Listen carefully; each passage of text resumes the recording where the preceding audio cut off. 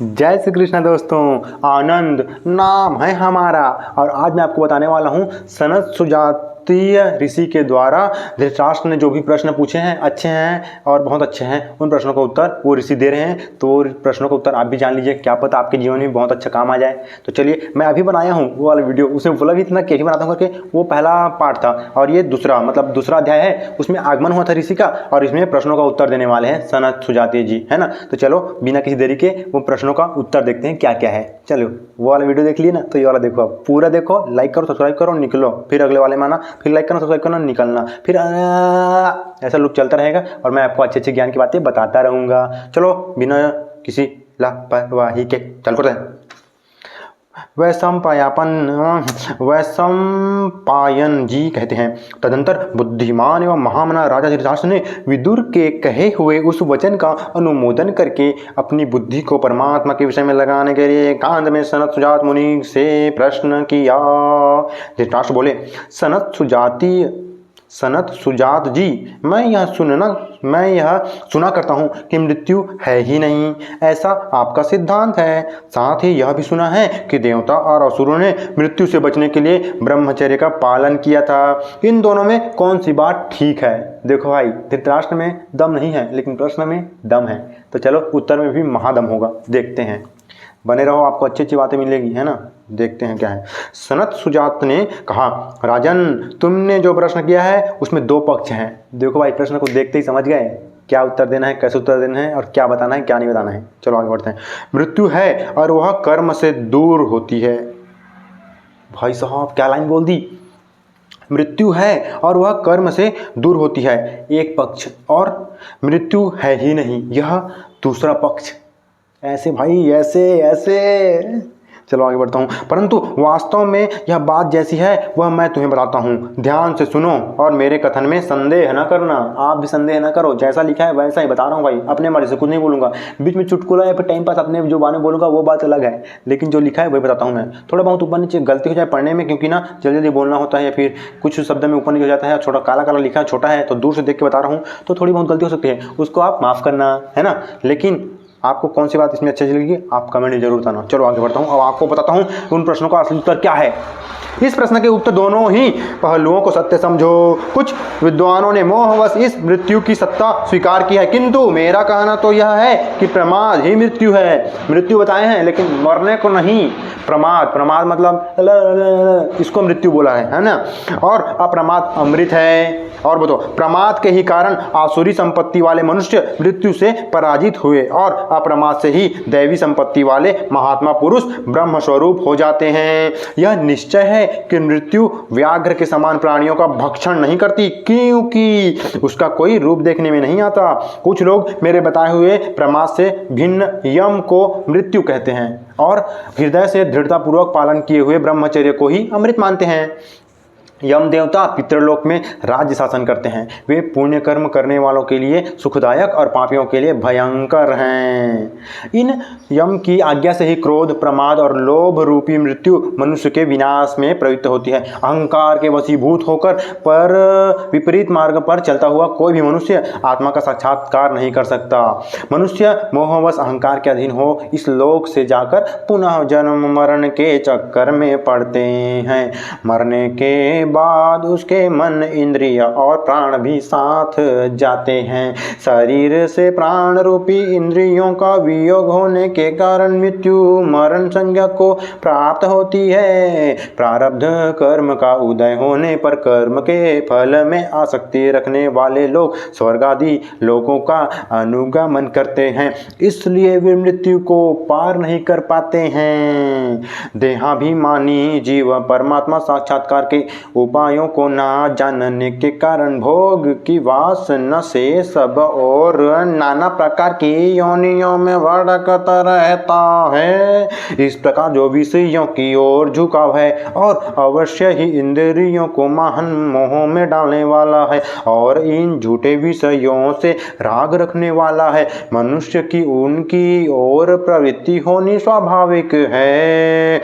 मिथ्या भोगों में आसक्ति होने से जिसके अंतःकरण की ज्ञान शक्ति नष्ट हो गई, वह सब ओर से विषयों का ही चिंतन करता हुआ मन ही मन उसका आस्वादन करता है। पहले तो विषयों का चिंतन ही लोगों को मार डालता है, इसके बाद वह काम और क्रोध को साथ लेकर पुनः जल्दी ही प्रहार करता है। इस प्रकार ये विषय चिंतन, काम और क्रोध ही विवेकहीन मनुष्यों को मृत्यु के निकट पहुंचाते हैं। परंतु जो स्थिर बुद्धि वाले पुरुष हैं वे धैर्य से मृत्यु को पार हो जाते हैं। गाना गा के बताऊंगा आपको मैं ज्ञान की बातें। आगे बढ़ते हैं, डायलॉग अच्छी अच्छी वाली ज्ञान की बातें आने वाला है। अतः जो मृत्यु को जीतने की इच्छा रखता है उसे चाहिए कि विषयों के स्वरूप का विचार करके उन्हें तुच्छ मानकर कुछ भी न गिनते हुए उनकी कामनाओं को उत्पन्न होते ही नष्ट कर डाले। खचम खचम खचम खचम। आगे बढ़ते हैं, गाना के साथ बताऊंगा, सुनो ध्यान से। इस प्रकार जो विद्वान विषयों की इच्छा को मिटा देता है उसको साधारण प्राणियों की मृत्यु की भांति नहीं मारती, अर्थात वह जन्म मरण से मुक्त हो जाता है। कामनाओं के पीछे चलने वाला मनुष्य कामनाओं के साथ ही नष्ट हो जाता है और कामनाओं का त्याग कर देने पर जो भी दुख रूप रजोगुण है उस सबको वह नष्ट कर देता है। यह काम ही समस्त प्राणियों के लिए मोहक होने के कारण तमोगुण और अज्ञान स्वरूप है तथा नरक के समान दुखदायी देखा जाता है। जैसे मत वाले पुरुष चलते चलते गड्ढे की ओर दौड़ पड़ते हैं वैसे ही कामी पुरुष भोगों में सुख मानकर उनकी ओर दौड़ते हैं। जिसके चित्त की वृत्तियां कामनाओं से मोहित नहीं हुई है वह ज्ञानी पुरुष का इस लोक में तिनकों के बनाए हुए व्याघ्र के समान मृत्यु क्या बिगाड़ सकती है। इसलिए राजन, इस काम की आयु सत्ता नष्ट होने की इच्छा से दूसरे किसी भी विषयों भोग को कुछ भी ना गिन कर उसका चिंतन त्याग देना चाहिए।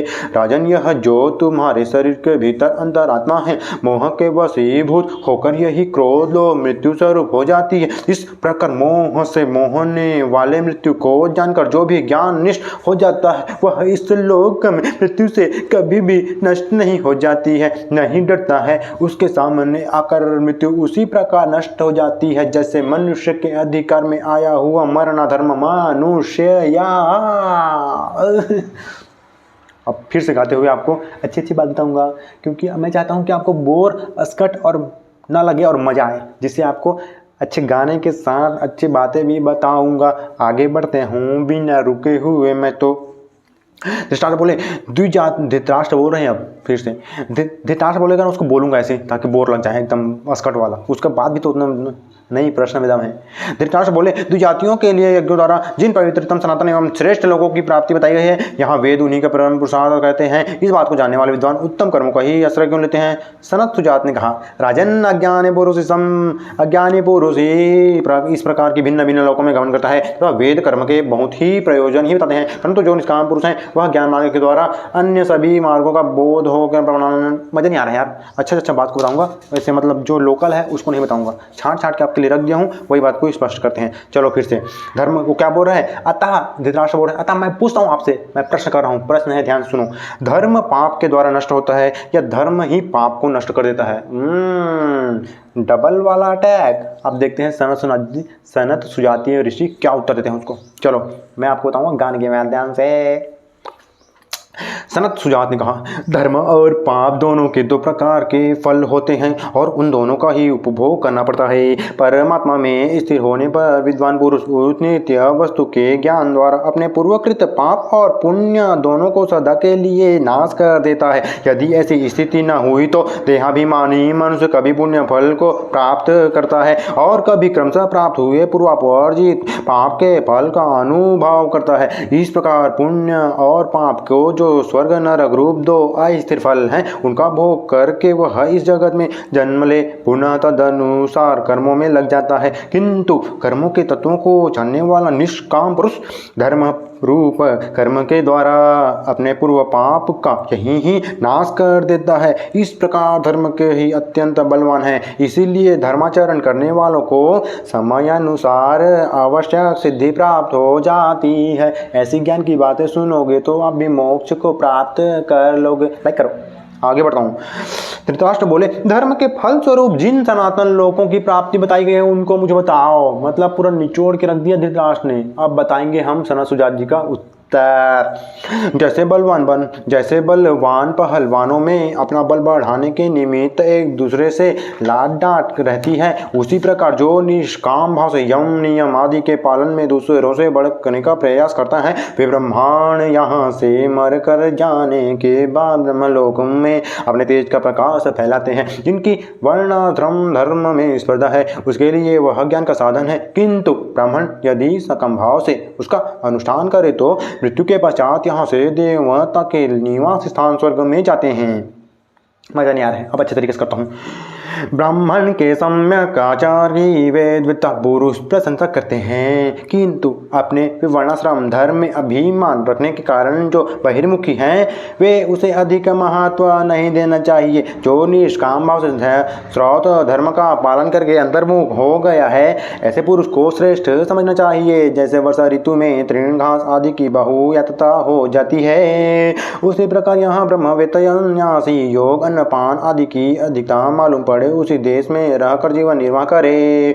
भूख प्यास से अपने को कष्ट न पहुंचाए, किंतु जहाँ अपना महात्म्य प्रकाशित न करने का भय और अमंगल प्राप्त हो, वहां रहकर भी जो अपनी विशेषता प्रकट नहीं करता वही श्रेष्ठ पुरुष है, दूसरा नहीं। जो किसी को आत्म प्रशंसा करके देख जलता नहीं तथा ब्राह्मण के धन का अपहरण उसके उपभोग नहीं करता, उसे अन्न को स्वीकार करने में तत्पुरों को सम्मति है। जैसे कुत्ता अपना व मन किया हुआ भी खा लेता है, उसी प्रकार जो अपने पराक्रम या पांडित्य का प्रदर्शन करके जीविका चलाता है, वे सन्यासी व मन भोजन करने वाले हैं और इसी से उनकी सदा ही अनुन्नति होती है। जो कुटुंबी जनों के बीच में रह कभी अपनी साधना को उनसे सदा गुप्त रखने का प्रयत्न करते हैं, ऐसे ब्राह्मणों को ही विद्वान पुरुष ब्राह्मण मानते हैं।